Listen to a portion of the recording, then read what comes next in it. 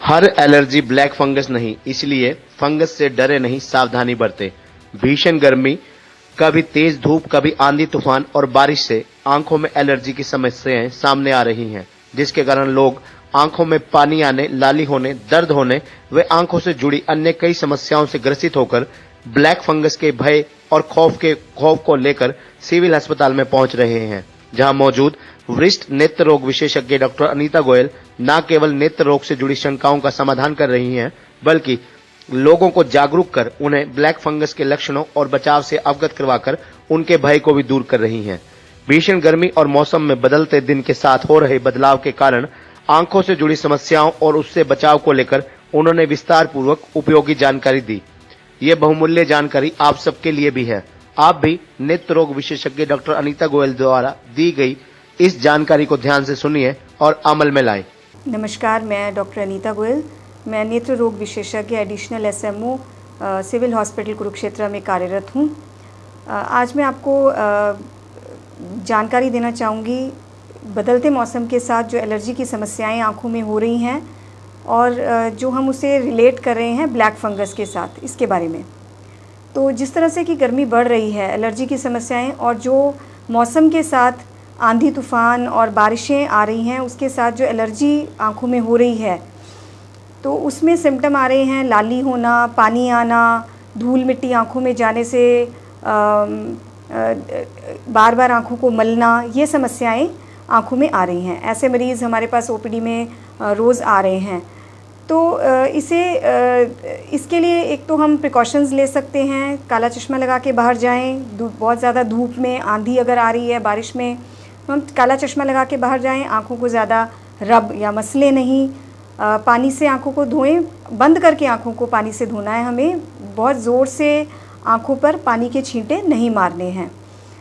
Generally lubricating eye drops हम आँखों में डाल सकते हैं, पर बिना परामर्श के कोई भी मेडिसिन, कोई भी ड्रॉप्स आँखों में नहीं डालनी चाहिए।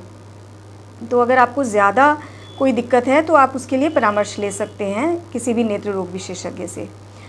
तो जहाँ तक बात आती है एलर्जी की, तो एलर्जी में जो हमें सिम्टम देखने को मिलते हैं, लाली है, बार बार खुजाना, पानी आना आँखों में से, या धूल मिट्टी के कण हमें फील होंगे, ऐसा लगेगा कि आँखों में कुछ चला गया है, ये होंगे। अब हम इन चीज़ों को ब्लैक फंगस, जो कि आजकल कोविड में देखने को मिल रहा है, उसके साथ रिलेट कर रहे हैं। तो ब्लैक फंगस के सिम्टम मैं कुछ लक्षण आपको समझाना चाहूँगी। उसमें भी पेन, आँखों में दर्द होना, आँखों की सोजिश होना, पलकें जो गिर जाना, पलक का गिर जाना, आँख का बाहर की तरफ आ जाना, ये मुख्य रूप से देखने को मिलता है। उसके साथ साथ फेस का सूज जाना, एक हिस्से का सुन्न हो जाना, या कोई ब्लैक स्कार, या एक तरह से आप लगा लो कि चमड़ी का कोई भी एक लक्षण आपको देखने को मिलेगा, काला पड़ जाना, चमड़ी काली पड़ जाएगी। मुंह के अंदर आप मुंह खोल के अपना देख सकते हैं, उसमें आपको कोई स्कार या ऐसा काला कुछ मिलेगा। क्रस्टिंग मिलेगी, नाक के अंदर से आपको क्रस्टिंग, जमा हुआ पदार्थ कुछ ऐसा निकल रहा हो, ऐसा मिलेगा। तो इन सिम्टम्स के चलते आप अपने नेत्र रोग विशेषज्ञ या ईएनटी स्पेशलिस्ट को दिखा सकते हैं कि ये उन्हें ब्लैक फंगस तो नहीं हो गया। सिर्फ एलर्जी के सिम्टम, पानी आना या लाली होना, ये ब्लैक फंगस को इंडिकेट नहीं करता है। उसके लिए आप अपना बैलेंस, मेंटल बैलेंस ना खोएं। मेरे पास रोज़ ओपीडी में ऐसे मरीज़ आ रहे हैं, 50 में से आधी ओपीडी में ऐसी देख रही हूँ जिसमें सिर्फ पेशेंट को ये खौफ, ये डर हो गया है कि मुझे ब्लैक फंगस तो नहीं हो गई है।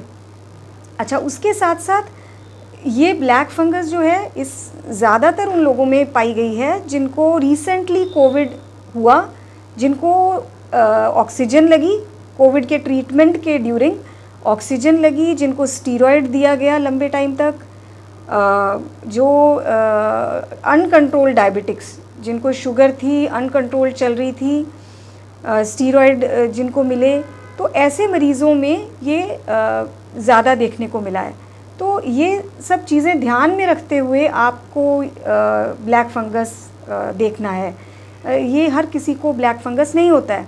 फंगस तो हमारे एटमॉस्फेयर में है ही। अब अचार में भी फंगस ही लगता है, अचार में भी, है ना। तो ये हमारे एटमॉस्फेयर में ही है फंगस, तो हमें डरने की ज़रूरत नहीं है। सिर्फ हमें सावधानी बरतनी है, प्रिकॉशन लेना है। हर एलर्जी फंगस नहीं है, ये हमें ध्यान में रखना है। एलर्जी के लिए हम सिंपल तरीके से अपनी आँखों की सावधानी के लिए पानी से धो सकते हैं, सिंपल आई ड्रॉप्स डाल सकते हैं, काला चश्मा लगा के बाहर जा सकते हैं। जिनको रूटीन में एलर्जी रहती है उनको तो पता ही है कि क्या ड्रॉप्स डालनी है, या हम अपने नेत्र रोग विशेषज्ञ से सलाह ले सकते हैं।